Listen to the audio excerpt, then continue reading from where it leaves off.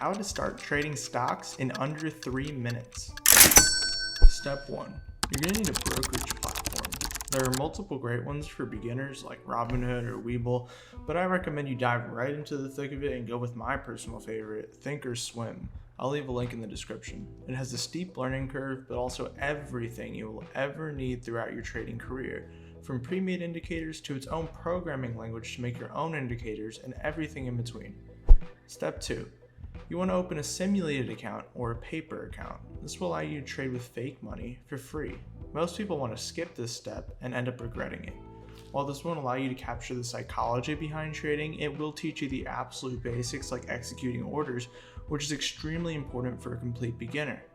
Mess around in there for a while and take advantage of the crazy amount of resources ThinkorSwim offers for free in regards to utilizing their platform.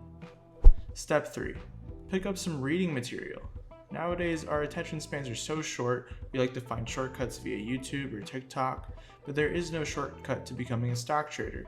Take the road less traveled and pick up some of these books and dive in. I'll leave a list with links in the description. Step 4. Using everything you've learned so far, develop a trading system that works for you. It's important that you find something that fits your personality, or when it comes down to it, your own mental is going to get in the way. Step 5. Practice, and practice some more. Once you're profitable in your simulated account for at least 3 months, move on to the next step. Step 6.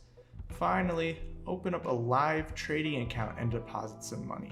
I recommend starting with $500 to $2,500 at first, depending on your income. You don't want to deposit an amount you are afraid to lose. You should consider any money deposited into your broker gone. If you're emotionally attached to that money, it's going to ruin your trades. Step 7. Lastly, never stop learning. It's important to understand that the market is always changing and evolving.